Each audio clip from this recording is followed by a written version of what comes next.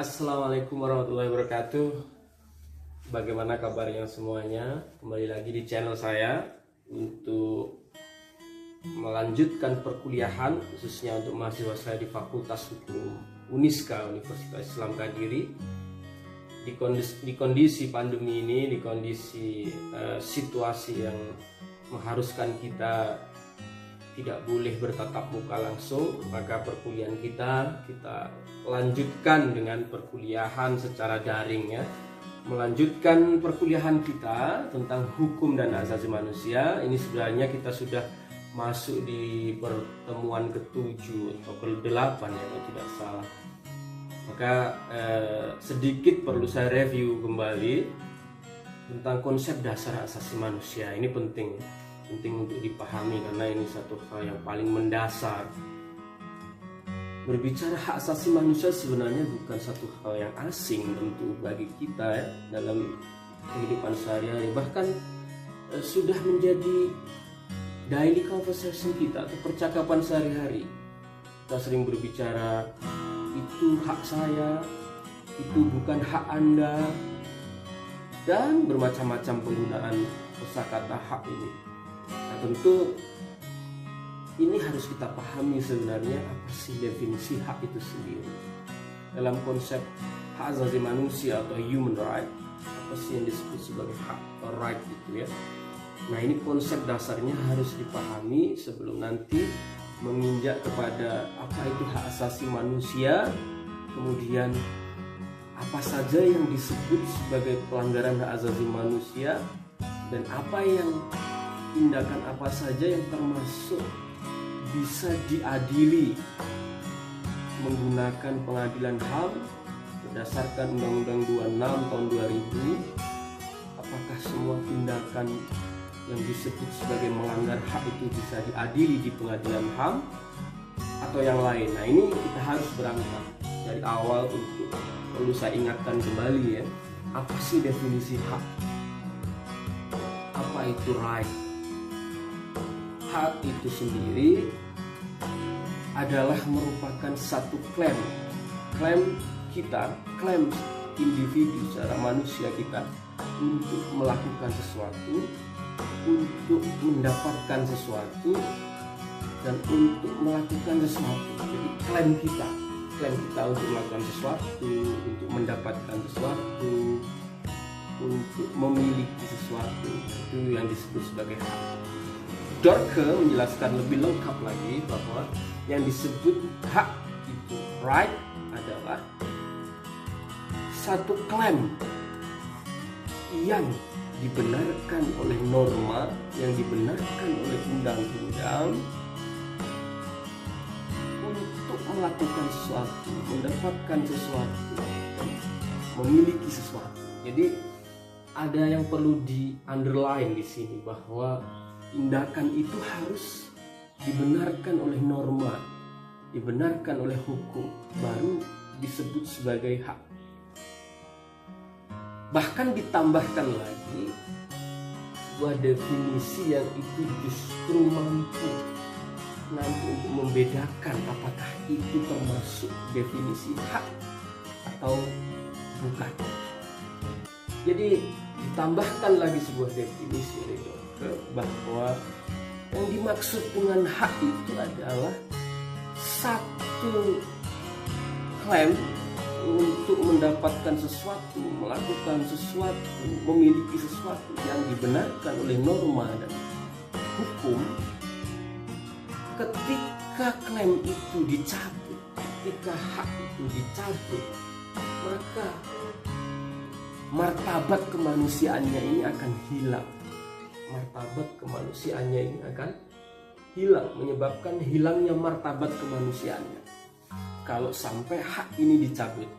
Nah, ini penting, perlu digarisbawahi, sehingga tidak semua klaim-klaim kita itu termasuk hak. Contoh sederhana begini, merokok ya, merokok. Apakah merokok itu hak? Kan seringkali kita menemukan orang yang merokok ketika kita komplain, jangan merokok di sini, mengganggu orang, saya tidak nyaman, dan seterusnya. Bisa saja orang itu seringkali menjawab, itu hak saya mau merokok atau tidak.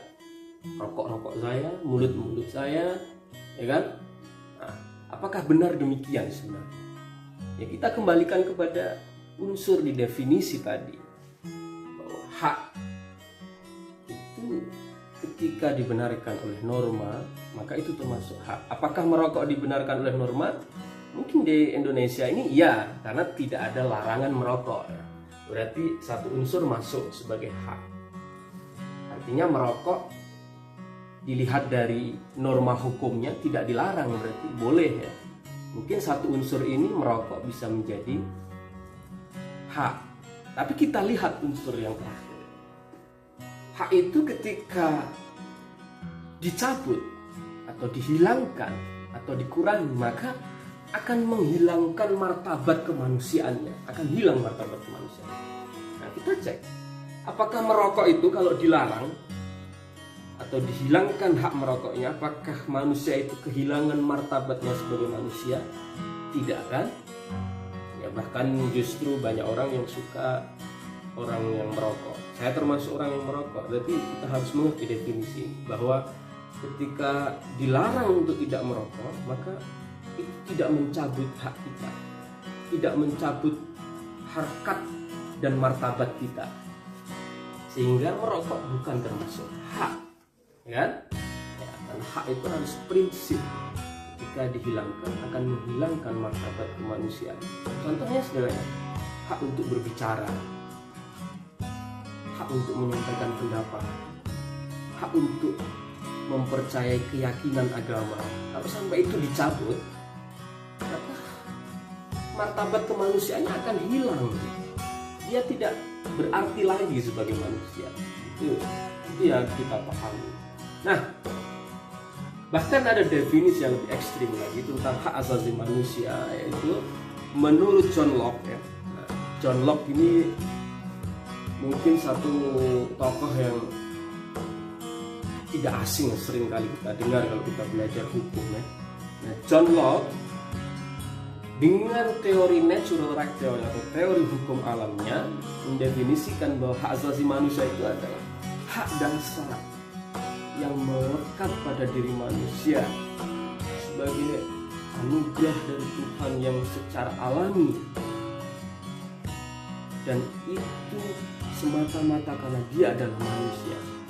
Tidak boleh dikurangi, tidak boleh dihilangkan, tidak boleh dibatasi. Ini lebih ekstrim lagi. Kalau yang awal tadi kan ada exceptionnya ya, ketika hak itu tidak bertentangan dengan norma, dengan hukum. Tapi kalau John Locke dengan teori hukum alamnya, maka mendefinisikan hak itu karena melekat pada diri manusia dan semata-mata karena manusia, maka hak itu tidak boleh dikurangi dengan alasan apapun, dengan cara apapun, maka tidak boleh.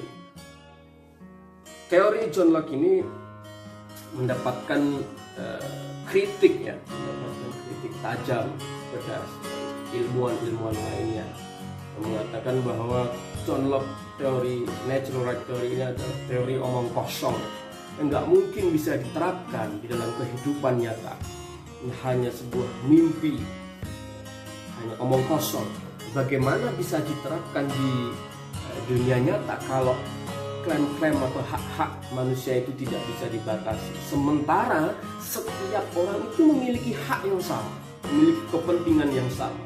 Kalau tidak ada pembatasannya, tidak ada pengaturannya, tidak ada yang menjamin hak itu, maka tentu akan terjadi benturan-benturan kepentingan. Contoh sederhana, analogi sederhana yang sering saya sampaikan ya. Misalkan, saya punya hak untuk menikah, saya punya hak untuk melangsungkan keturunan, saya punya hak untuk menyukai seseorang, untuk saya nikahi, jadikan istri. Itu hak, ya kan? Bahkan itu menjadi hak yang prinsip. Kalau saya dilarang menikah, dilarang untuk menikah, maka martabat kemanusiaan saya tentu hilang. Gitu. Nah, saya memiliki hak untuk menikahi seseorang, sementara orang lain juga memiliki hak yang sama untuk menikah, untuk melangsungkan keturunan. memiliki hak yang sama. Ini akan menjadi problem jika yang akan dinikahi orangnya sama.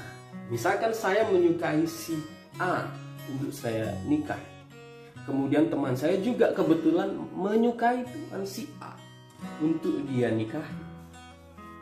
Kalau ini tidak ada regulasi atau aturan, norma yang kemudian berfungsi untuk menjamin hak individu ini, maka tentu akan terjadi benturan. Bisa saja saya akan berkelahi, bertengkar, bahkan sampai membunuh untuk memperebutkan si A tadi, karena terjadi benturan kepentingan. Nah, ketika ada norma yang mengatur itu, maka ketika misalkan si A yang saya sukai ini sudah menikah dengan teman saya karena dia tidak suka dengan saya, akhirnya menikah dengan teman saya dengan pernikahan yang sah dan legal, tentu hak saya untuk menikah itu menjadi hilang karena kemudian dibatasi oleh hak orang lain. Si A menjadi hak teman saya. Saya tidak boleh lagi mengganggu rumah tangganya, apalagi di belakang suaminya kemudian saya melakukan satu hal yang dilarang dalam sebuah pernikahan. Itu bisa dipidanakan, Itulah bahwa ternyata hak asasi manusia itu bisa diatur. Ini yang termasuk adalah hak-hak yang bisa dibatasi atau derogable right.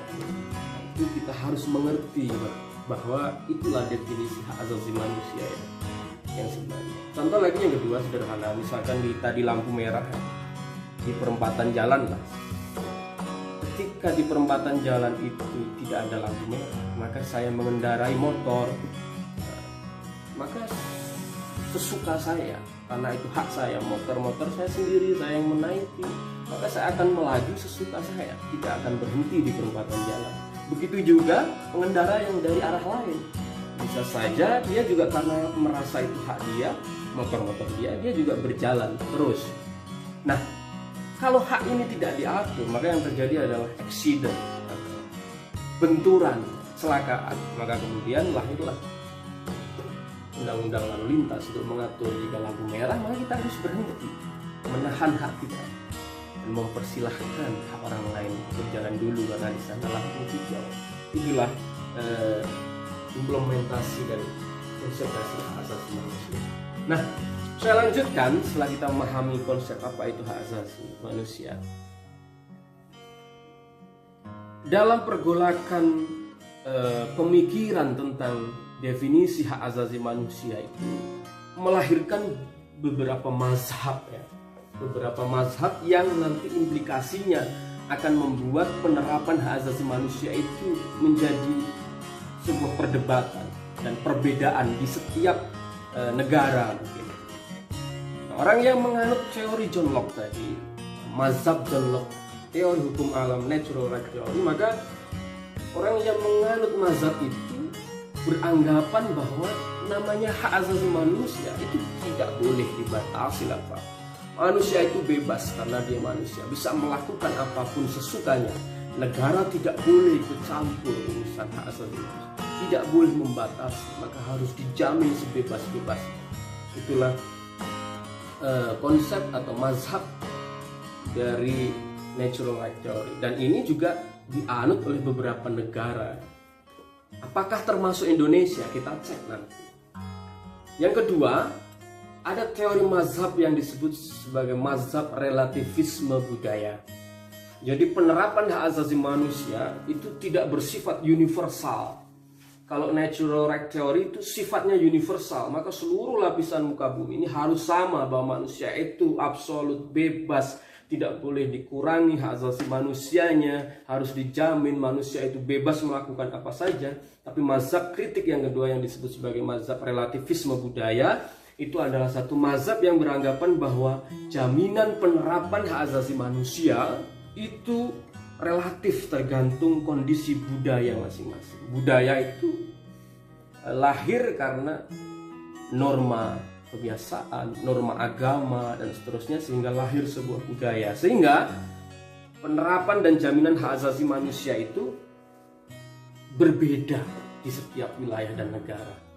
Apakah Indonesia menganut mazhab yang teori hukum murni, ataukah Indonesia menganut mazhab teori relativisme budaya? Kalau kita lihat dan kita cek di konstitusi dan undang-undang dasar kita, menurut pengamatan saya bahwa Indonesia ini menganut mazhab relativisme budaya, bahwa Indonesia punya style sendiri, gaya sendiri, di mana Indonesia memiliki adalah merupakan negara yang beragama, meskipun bukan negara agama, merupakan negara yang beragama, ada agama Islam, ada Kristen, dan seterusnya, yang semua punya nilai-nilai dalam tatanan kehidupan sosial, untuk bagaimana itu diserap menjadi sebuah aturan hukum yang nanti menjadi instrumen untuk menjamin hak asasi manusia. Maka jangan heran misalkan di Amerika atau di negara-negara lain ada yang melegalkan menikah sesama jenis, karena mazhab mereka tadi, manusia itu bebas dan haknya tidak boleh dikurangi. Mau menikah dengan siapapun itu hak, harus dijamin. Sementara di Indonesia kita lihat tidak boleh, ya, tidak boleh menikah dengan sama jenis. Kita lihat di aturan Undang-Undang Nomor 1 Tahun 74 tentang perkawinan tidak diperbolehkan, karena kita hanya mengenal perkawinan antara laki-laki dan perempuan. Poliandri juga tidak diperbolehkan. Nah, apakah di Indonesia ini kemudian membatasi hak asasi manusia? Itu jawabannya tidak, karena kita punya mazhab sendiri tadi, punya mazhab itu sendiri. Nah, banyak lagi contohnya di kehidupan orang Barat, ya, mau punya anak tanpa menikah, oke, dia menjadi hak di orang Barat, ya. Biasanya di negara-negara liberal. Contoh misalnya Ronaldo itu kan punya anak berapa? 4 kita berapa? Cristiano Ronaldo, kenal ya? Apakah dia menikah dengan pacarnya? Kan tidak, tapi dia punya anak dan itu sah. Lionel Messi dan seterusnya, jadi boleh memiliki anak tanpa pernikahan. Di Indonesia tidak boleh. Nanti akan kita cek sebenarnya di mana instrumen dan regulasinya di Indonesia yang menjadi pembeda dengan negara-negara lain. Nah, karena Indonesia ini dipengaruhi dengan nilai budaya, nilai agama, maka tentu Indonesia punya style sendiri, punya pakem sendiri, punya mazhab sendiri untuk menjamin hak asasi manusia. Meskipun Indonesia ini merupakan negara yang berkomitmen penuh untuk menjamin hak warga negaranya.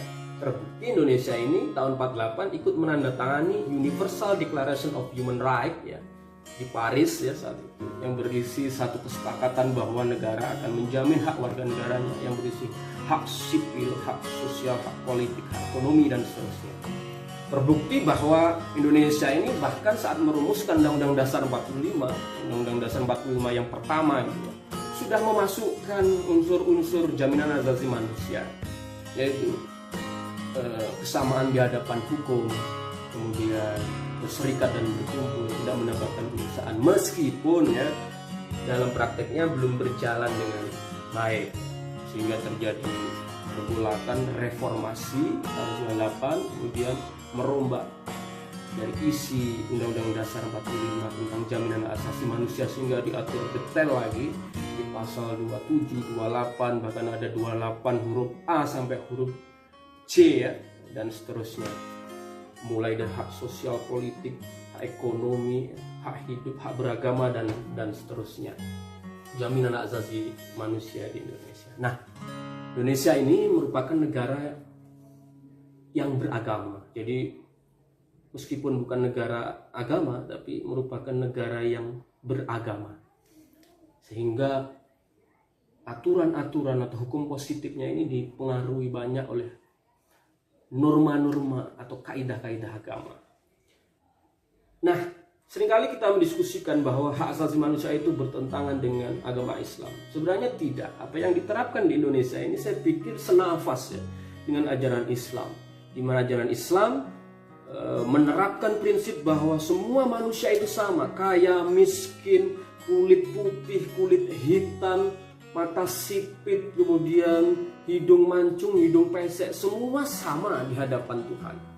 Karena jelas inna akramakum indallahi atqakum. Jadi manusia itu di sisi Allah itu sama, tidak ada pembeda. Yang membedakan hanya ketakwaannya. Nah, jaminan hak asasi manusia di dalam konsep Islam, dalam Al-Quran, dalam hadis, sunnah, itu sudah sangat komprehensif sebenarnya ya. Jaminan hak hidup, hak mendapatkan kesamaan di hadapan hukum. Bahkan jaminan hak asasi manusia itu tidak hanya ketika dia masih hidup. Bahkan jaminan hak asasi manusia, hak untuk memperlakukan manusia ini seutuhnya dengan martabat yang tinggi itu, bahkan sudah meninggal pun mendapatkan jaminan, baik itu di dalam agama Islam maupun dalam hukum positif di Indonesia, jaminan hak asasi manusia di Indonesia. Kita bisa lihat misalkan orang yang meninggal itu masih punya hak untuk dikuburkan, ya, untuk diperlakukan sesuai dengan agama masing-masing, dan itu diatur di dalam undang-undang di KUHP misalkan. Sehingga kalau ada pasien corona yang meninggal kemudian ditolak masyarakat untuk dimakamkan, tidak boleh, itu menjadi hak. Hingga yang menolak bisa dipidana. Begitu juga di dalam Islam yang luar biasa. Orang yang sudah meninggal pun memiliki hak yang luar biasa, memiliki hak untuk disolatkan, untuk dikafani, untuk disolatkan, untuk dikebumikan. Meskipun hukumnya adalah fardu kifayah, jadi harus ada yang mewakili, tidak boleh kalau sama sekali tidak ada yang mewakili. Itulah Islam dan hak asasi manusia yang ada di Indonesia. Saya pikir senafas. Kenapa? Karena kita menganut mazhab relativisme budaya, di mana penegakan hak asasi manusia kita itu selaras dengan agama. Apa yang menjadi pembeda jaminan hak asasi manusia di Indonesia dengan negara-negara lain, apalagi negara-negara yang liberal? Kita bisa cek di Undang-Undang Dasar 45 kita sebagai instrumen jaminan hak asasi manusia di negara kita. Mulai dari pasal 27, 28, kemudian ada 28 huruf A sampai huruf J. Semua berisi tentang jaminan hak asasi manusia, hak sipil, hak sosial, hak politik, hak ekonomi, dan seterusnya. Tapi yang paling penting ini kita bisa lihat di pasal 28C, utamanya adalah ayat 2. Dari semua jaminan hak asasi manusia di atas, yaitu hak sipil, hak sosial, hak politik, hak budaya, dan seterusnya yang disebutkan di atas, pasal 28, 27, 28 dikunci di pasal 28C ayat 2 yang bunyinya bisa saya bacakan demikian bunyinya. Ini biar jelas ya, biar detail. Ini dia, saya bacakan pasal 28C. Jadi semua jaminan itu dikunci di sini.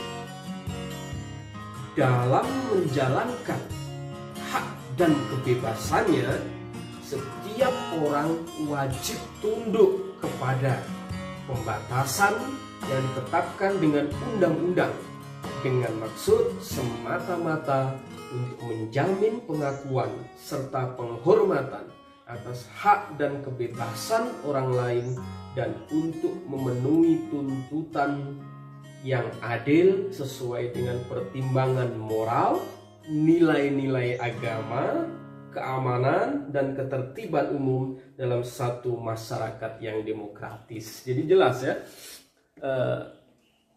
hak dari semua hak, baik itu hak sipil, hak politik, ya, kebebasan jaminan hak asasi manusia yang disebutkan dan dijamin di undang-undang kita, itu dikunci di situ, bahwa di dalam menjalankan kebebasan, di dalam menjalankan hak dan kebebasannya, maka harus tunduk dan patuh kepada hukum dengan pembatasan hukum dalam rangka untuk menjamin hak orang lain juga, di mana itu sesuai dengan nilai-nilai moral, nilai-nilai agama, dan seterusnya ya. Ini yang menjadi pembeda, sehingga jangan heran jika kenapa di Indonesia menikah sama jenis tidak dibolehkan, karena bertentangan dengan nilai-nilai agama. Jelas, hingga dibatasi. Kemudian, kenapa kebebasan atau perzinahan juga dibatasi? Ya kan? Bertentangan dengan nilai agama, nilai budaya, nilai moral. Itu yang harus kita pahami, bahwa mazhab inilah yang dianut di Indonesia. Meskipun disebutkan ya di pasal 28. Ini saya cek dulu. Yang merupakan satu hak yang tidak boleh dikurangi. Itu pasal 28I. Jadi, hak untuk hidup, hak untuk tidak disiksa, hak kemerdekaan pikiran, hati, dan nurani, hak beragama, hak untuk tidak diperbudak, hak untuk diakui sebagai pribadi di hadapan hukum, dan hak untuk tidak dituntut atas dasar hukum yang berlaku surut ya, atau retroaktif, dan hak asasi manusia yang itu semua adalah hak asasi manusia yang tidak dapat dikurangi dalam keadaan apapun, atau non-derogable right ya, itu semua tidak bisa dikurangi. Tetapi ketika tindakan itu bertentangan dengan norma agama, norma hukum, maka bisa dibatasi. Ada pembatasan di sini. Norma hukum yang ini artinya bukan hak asasi manusia lahir karena hukum, bukan. Tapi hukum ini lahir karena untuk menjamin hak asasi manusia agar tidak terjadi benturan kepentingan.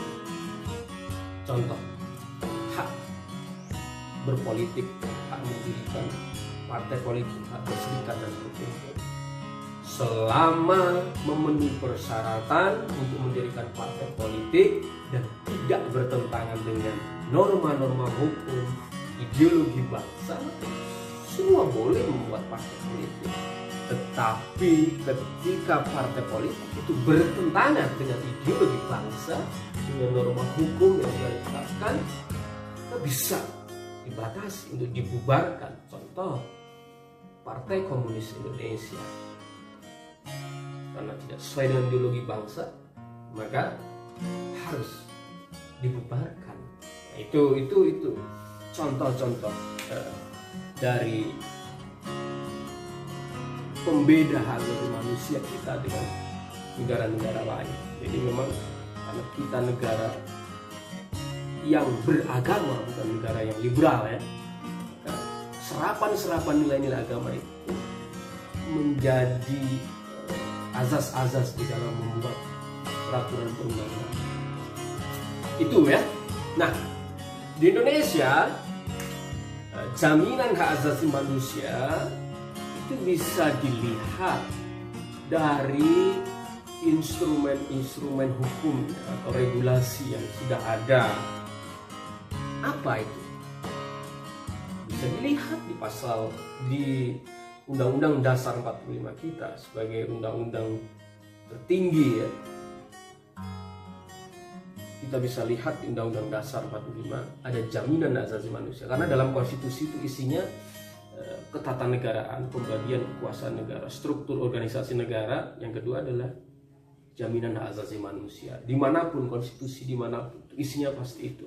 Nah, di Indonesia bisa dicek di pasal 27, 28, 9 hak dan kewajiban kita, termasuk kewajiban membela negara dan hak kita untuk membela negara kita, ada di dalam semua. Nah, pengaturan secara detail itu memang diatur pasca amandemen ya, pasca reformasi, karena memang itu disinyalir untuk memperbaiki jaminan asasi manusia pada saat itu, di mana pada saat Orde Baru bisa dikatakan jaminan asasi manusia tidak berjalan dengan baik.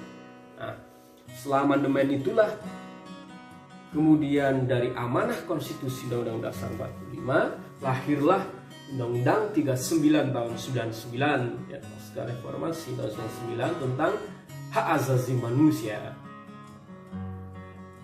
Dan atas dasar Undang-Undang 39 tahun 99 tentang hak asasi manusia, karena di dalam Undang-Undang 39 tahun 99 ini mengamanahkan untuk adanya sebuah peradilan hak asasi manusia, peradilan khusus, maka lahirlah Undang-Undang nomor 26 tahun 2000 tentang hak asasi manusia itu. Nah, selain itu banyak ratifikasi dari konvenan-konvenan baik itu ICCPR dan seterusnya yang sudah diratifikasi di Indonesia. Karena Indonesia merupakan negara yang ikut terlibat dalam perjanjian dan deklarasi Universal of Human Rights saat itu, negara yang berkomitmen untuk menjamin hak warga negaranya. Nah, dari lahirnya Undang-Undang 39 tahun 99, disitulah kemudian dianggap penting sebenarnya. Kenapa sih pelanggaran hak asasi manusia ini harus ada pengaturan khusus, ada penanganan khusus dengan lahirnya Undang-Undang 39 tahun 99. Padahal kita kan sudah punya KUHP ya, Wetboek van Strafrecht kita punya. Itu kan masih satu ketentuan yang sifatnya umum, bukan spesial, karena kejahatan hak asasi manusia ini dianggap menjadi extraordinary crime atau kejahatan yang luar biasa, maka diperlukan satu lembaga khusus dan undang-undang khusus tentang penegakan hak asasi manusia di Indonesia dengan lahirnya Undang-Undang 39 tahun 99. Itu artinya ketika ada pelanggaran hak asasi manusia, maka nanti penggunaan dasar hukumnya tidak lagi kepada KUHP, tapi kembali kepada Undang-Undang 39 tahun 99 karena berlaku asas lex specialis, derogat lex generalis. Kemudian hukum acaranya menggunakan Undang-Undang nomor 26 tahun 2000 tentang peradilan hak asasi manusia. Nah, teman-teman semua, sampai di sini tadi kita sudah memahami konsep dasar hak asasi manusia. Dan yang lebih pentingnya lagi, kita harus mengetahui mana-mana tindakan yang itu termasuk kejahatan hak asasi manusia yang bisa diadili menggunakan Undang-Undang HAM dan bisa diadili di peradilan HAM. Karena meskipun semua kejahatan itu kan tentu melanggar hak ya, misalkan membunuh itu kan melanggar hak hidup seorang. Tetapi di sini ada pembeda, ada karakteristik sendiri di mana tindakan itu bisa dikategorikan sebagai kejahatan hak asasi manusia yang bisa diadili di peradilan HAM menggunakan Undang-Undang 39 tahun 99, yaitu kejahatan HAM berat saja. Kejahatan HAM berat saja. Kejahatan HAM berat. Nah, sebenarnya di KUHP, di Wetboek van Strafrecht kita itu sudah ada aturan-aturan dan ketentuan pemidanaan bagi kejahatan berat ya, seperti pembunuhan, pemerkosaan, penyiksaan dan seterusnya ada di KUHP.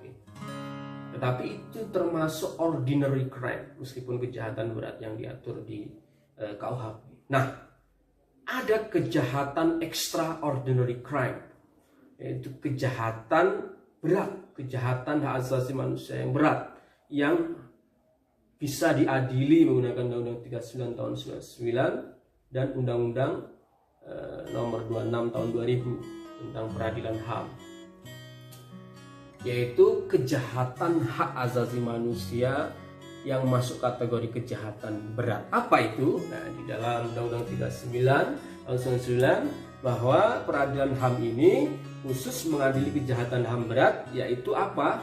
Yang pertama adalah kejahatan genosida. Yang kedua adalah kejahatan kemanusiaan. Nah, apa itu kejahatan genosida? Kejahatan di mana di situ dijelaskan memusnahkan atau menghilangkan atau membunuh secara masif ya, dan menyeluruh atas dasar genosida, atas dasar ras, atas dasar agama, dan atas dasar warna kulit dan seterusnya. Itulah kejahatan, masuk kejahatan berat. Jadi misalkan pemusnahan ras tertentu, itu masuk kejahatan HAM berat yang bisa diadili di peradilan HAM atas dasar ras, suku, agama ya. Kejahatan seperti itulah yang masuk kejahatan HAM berat yang bisa diadili di peradilan HAM. Kedua adalah kejahatan kemanusiaan. Kejahatan kemanusiaan ini adalah penghilangan nyawa orang, penyiksaan, perbudakan, dan seterusnya yang dilakukan secara masif, dan itu oleh kekuatan negara, oleh kekuatan pemerintah atau negara, karena negara punya tanggung jawab untuk menjamin hak asasi manusia. Tapi kalau negara ini justru melakukan kejahatan kemanusiaan, maka itu bisa diadili di pengadilan HAM. Itu yang menjadi pembeda ya. Misalkan contoh, ada masyarakat bertikai antara orang dengan orang, tapi motifnya mungkin karena dendam apa, terjadi bunuh-membunuh. Nah, itu tidak bisa diadili dengan Undang-Undang 39 tahun 99 tentang hak asasi manusia, dan tidak bisa diadili di peradilan HAM. Itu nanti akan merujuk kepada KUHP, kejahatan biasa, dan diadili di peradilan umum, peradilan negeri, karena motifnya bukan motif kemanusiaan yang dilakukan oleh aparatur negara.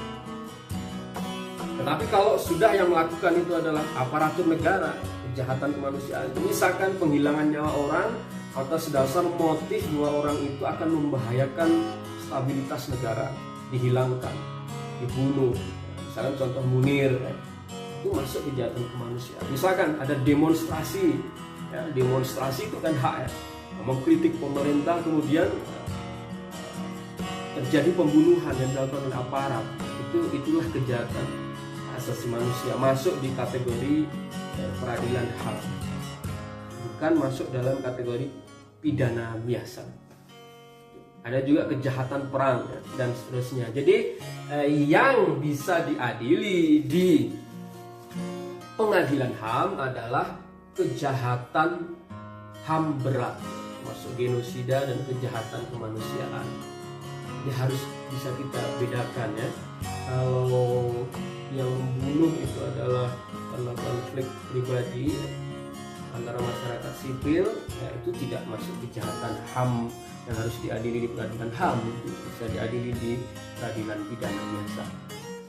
Nah, teman-teman semua, lahirnya Undang-Undang 39 tahun 99 ini mengamanahkan untuk melahirkan sebuah peradilan HAM dan juga Komnas HAM, termasuk itu adalah amanah dari Undang-Undang 39 tahun 99. Nah, perlu diketahui bahwa kewenangan penyelidikannya di dalam kejahatan hak asasi manusia itu kewenangan penyelidikannya ada di Komnas HAM, bukan di kepolisian ya, ada di Komnas HAM. Kemudian penyidikannya, proses penyidikannya dan juga proses penangkapan dalam proses penyidikan itu adalah kewenangan dari Kejaksaan Agung. Nah, dari Kejaksaan Agung ini yang harus dipahami pembedanya dengan peradilan pidana biasa, dengan hukum acara pidana biasa. Meskipun dalam proses beracara di peradilan HAM itu memang menggunakan hukum acara peradilan pidana dengan pengecualian satu hal yang kalau sudah diatur khusus di peradilan HAM maka tidak menggunakan hukum acara sama seperti di hukum acara pidana. Itu. Nah, yang juga menjadi satu hal prinsip yang harus dipahami dan harus dimengerti dan menjadi pembeda karena merupakan kejahatan HAM ini merupakan kejahatan extraordinary yang luar biasa.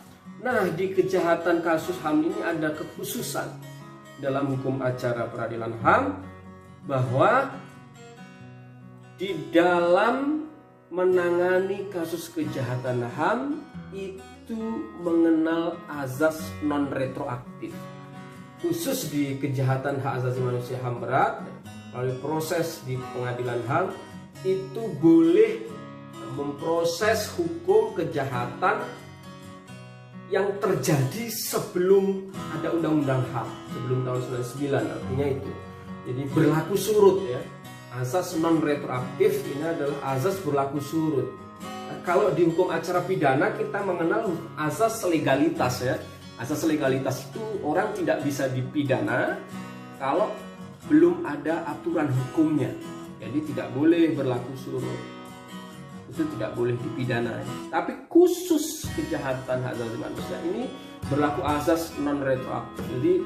Jadi bisa diproses kejahatan HAM yang terjadi sebelum tahun 99 atau sebelum lahirnya undang-undang HAM. Itu. Nah, kalau kejahatan itu terjadi sebelum tahun 99 atau sebelum lahirnya undang-undang HAM atau masa lampau, itu nanti proses peradilannya menggunakan peradilan HAM ad hoc ya, yang dibentuk bersama DPR. Jadi peradilan HAM ad hoc khusus, misalkan kasus tahun berapa, misalkan kasus di 30 PKI, kalaupun itu bisa ada kejahatan HAM, kalau diadili sekarang bisa, tapi menggunakan peradilan HAM ad hoc. Nanti peradilan HAM ad hoc kalau kasusnya sudah selesai ya selesai dibubarkan. Nah, kalau kejahatan itu terjadi setelah tahun 99 itu, maka proses peradilannya menggunakan proses peradilan HAM biasa ya, peradilan HAM yang saat ini ada di lingkungan Mahkamah Agung. Itu bedanya. Jadi kalau di azas hukum acara pidana asas legalitas ya, tidak mengenal asasnya retroaktif ya, tidak berlaku surut. Tapi kalau di hukum acara peradilan HAM bisa berlaku surut, bisa mengadili kejahatan yang lampau-lampau sampai kejahatan mungkin zaman penjajahan pun bisa diadili sekarang, kalau bisa membuktikan dan bisa memproses ya.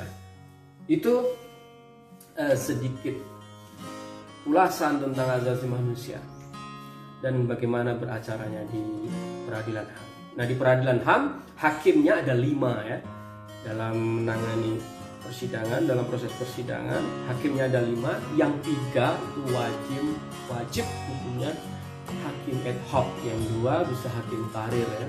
Jadi hakim ad hoc ini memang hakim khusus yang direkrut sebagai hakim spesifikasi kejahatan asasi manusia. Itu ya. Saya pikir itu dulu perkuliahan kita hari ini ya. Nanti selanjutnya mungkin bisa kita diskusikan bagaimana penegakannya di Indonesia ya. Kenapa sih membongkar kejahatan asasi manusia itu sulit ya, berat, ribet. Itu nanti akan kita bahas ya. Kenapa tidak semudah kejahatan pidana biasa? Kalau kejahatan HAM kenapa sangat sulit membongkar ya? Itu akan kita diskusikan di pertemuan selanjutnya. Sementara itu ya, mudah-mudahan bermanfaat.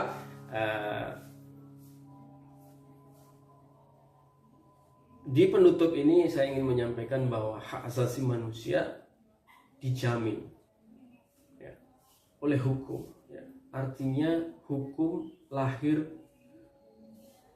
bukan sebelum hak asasi manusia, tapi hukum lahir dalam rangka ingin menjamin hak asasi manusia, di mana hak asasi manusia itu merupakan hak prinsip, di mana karena hak itu melekat pada diri manusia sebagai anugerah dari Tuhan Yang Maha Esa ya.